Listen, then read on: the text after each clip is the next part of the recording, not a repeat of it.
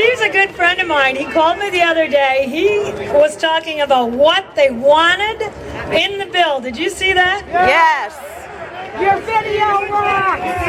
What was the first word on that list? Confiscate. That's right. How many times did they use it? 3, 4, 5. Who's counting at this point? Confiscate. You only need to say it once. Right here, 7. Right. We have governor confiscation right here in New York State. And we have to tell him to go, go, go. No confiscation, get out. That's the answer right there. I want to invite Steve to come on up, talk to us. Where are you, Steve? Assemblyman Steve McLaughlin.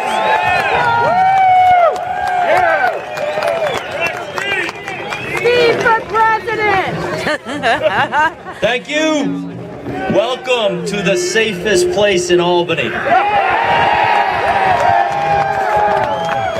don't start calling now! I'll tell you what, they confiscate our guns, they confiscate our freedom. That is never going to happen. You know, those of you that know me, I'm pretty blunt, and I'm going to be blunt today. Thank you! And very rare do I read comments. I usually go off the cuff, but there's so much to be said. Bear with me, if you would, for a few minutes. I just want to say it's just great to be here with all you today. Freedom-loving Americans that honor their Constitution and value their rights and freedoms. Steve for president! Thank you for being here. It's a little cold, it's a little windy, but we're New Yorkers, we're tough, and you know what? And we're It was pretty cold at Valley Forge, too. Yeah! And they stood up to the cold, and they stood up to tyranny, and we're going to do the same thing. We owe them that respect. We owe them that honor. We owe them everything. So we're going to stand here, we're going to brave this, and we're going to be patriots, and we're going to do this peacefully. Let me just tell you this. This was by far my most difficult week in Albany. Those of us here on stage in elected office, we stood up for you and your rights, and our best efforts were defeated, but this battle is not over. It has just begun. And I want to say, for those of you that called and emailed and wrote and commented on those YouTube videos, and I hope you saw those. Yeah.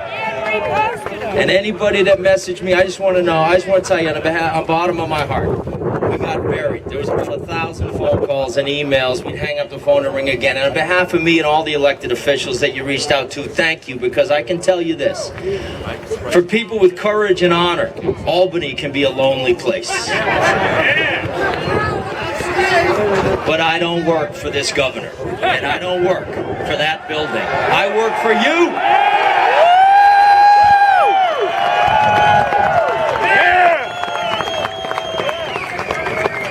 I want to take a moment and just implore you. I am sure and I pray that everyone in this crowd and everyone that can hear my voice is registered to vote.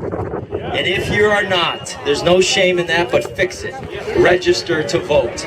Make sure your friends, your families, your cousins, your nephews, your nieces, your grandchildren, the person you see at Stewart's getting coffee, make sure they're registered to vote, because this proves how important the votes are, doesn't it? This we talked a lot about violence with guns. I don't call it gun violence, it's violence with guns. We talked a lot about that this week, but you know what happened this week? Political violence happened this week.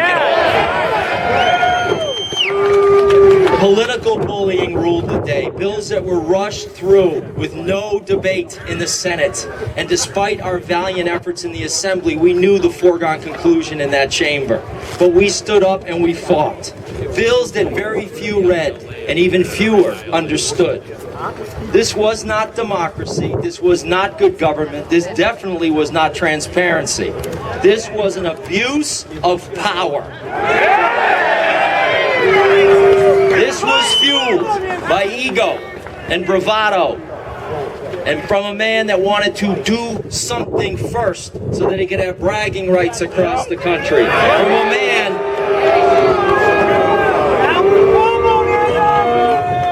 a man that wanted to be president but now never will.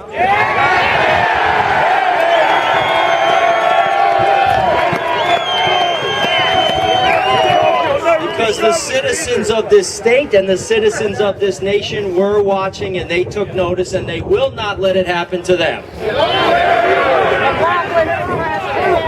want to read a quote. I want to read an email that I saw from someone, and it points out something very important here. It said, maybe if guns were being outlawed, I would find protest appropriate, but I'll never need the type of gun that's being banned. And since I had to jump through hoops for a handgun permit anyway, I see no harm in passing a criminal background check. So I support reinstating the ban from 2004 against all assault weapons. Until they come for hunting or handguns, I'm okay with it.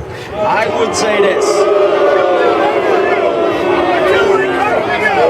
For those who think this is okay, or it's not my issue, or I don't own guns that are being banned, or I don't own guns at all, let me say this. I would respectfully say they are mistaken. This is every American's issue. If the government feels they can abuse this right, the Second Amendment, how much hesitation will they have to remove all of our rights? It is the Second Amendment that supports all of the other rights and freedoms we enjoy.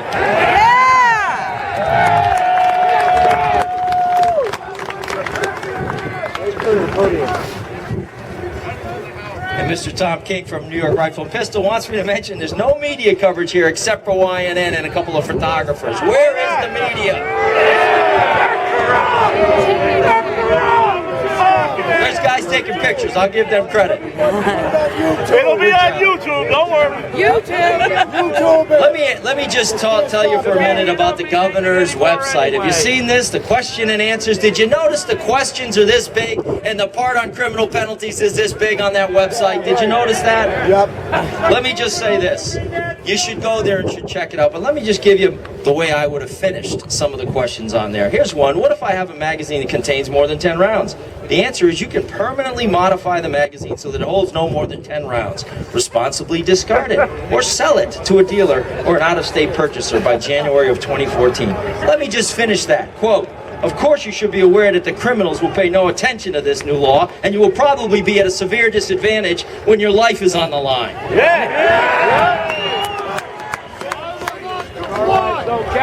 When I debated on this floor, when I debated on the floor of that bill.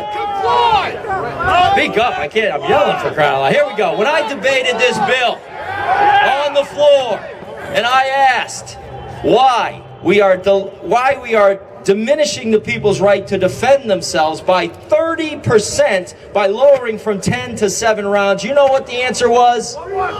Change the clip. And I said to you what I say to them.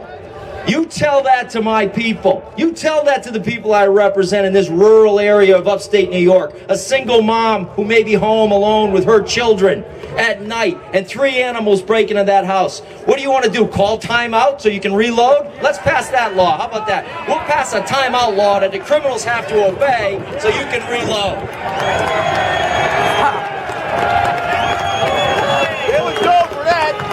And of course we know that's stupid. You know why? Because criminals don't obey the law. We rushed this bill through. Do you know why? Not because they were proud of it. Government never moves this fast except when they're taking away your rights. They rushed this through because they were not proud of it. And they knew that they'd have this on this lawn if they stood up and had the courage to do it in daylight hours and give you the time to respond to what's going on in Albany. Where's Cuomo today? I say shame on this assembly. Shame on the legislature, shame on the Senate, and shame on this governor for doing this to the people of New York without giving it the proper respect it deserves, without giving it the debate it deserves. You cannot legislate evil people bent on destruction. You cannot legislate morality. You cannot make people safer by making criminals stronger. But you sure as hell can defend yourself against those animals. And you have every right to do that. And you should not be limited in your ability to do so.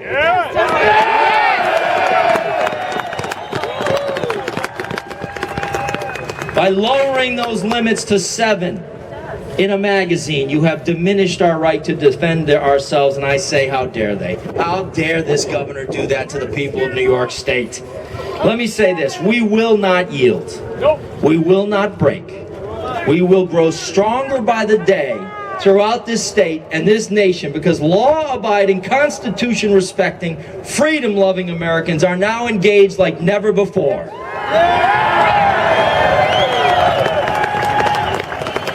Thank you, darling. The media is here. Thank you.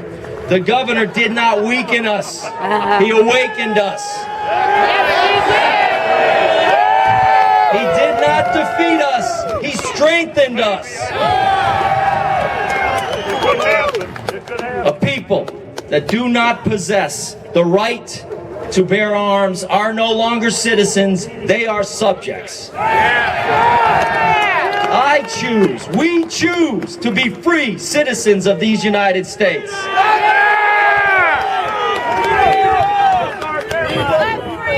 Listen to my voice, Governor. Listen to the voice of a nation that loves their liberty. No one in the Assembly, no one in the Senate, no one in the governor's office is fit to shine the boots of the founding fathers of this nation.